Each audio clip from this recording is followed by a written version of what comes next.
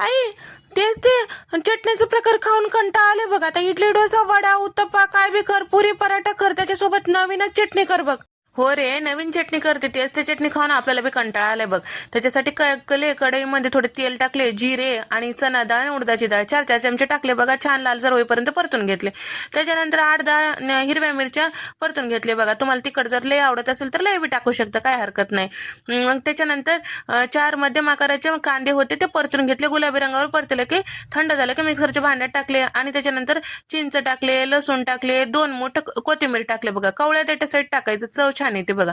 आणि चवीपुरतं मीठ, साखर आणि गरजेपुरतं पाणी टाकून मिक्सरला फिरून घेतले. मस्त चटणी तयार झाली. आणि आता फोडणीचं तेल तयार केले बघा. त्याच्यामध्ये थोडे राई आणि कढीपत्ता टाकून घेतले.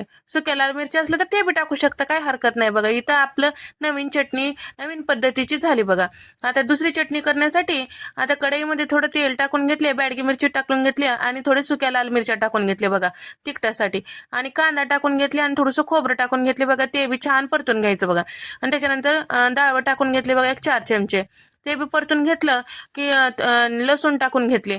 आता थोडंसं रंग चेंज झालं की थंड झालं की मिक्सरच्या भांड्यामध्ये टाकून घ्यायचं. त्याच्यानंतर त्याच्यात काय टाकायचं, पाणी. आता पाणी टाकलं की बारीक असं मिक्सरला फिरून घेतलं की मस्त नवीन पद्धतीची ही चटणी तयार झाली बघा. आणि चवीपुरतं मीठ टाकायचं आणि थोडंसं कोथिंबीर टाकायचं आणि थोडंसं 1-2 चमचे तेल गरम करून घेतले आणि मोहरी टाकले, जिरे टाकले, कढीपत्त्याची पानं टाकले, सुक्या लाल मिरच्या टाकून घेतले. आणि आता इथं तयार झाली आपली चटणी नेहमीपेक्षा वेगळ्या पद्धतीची बघा.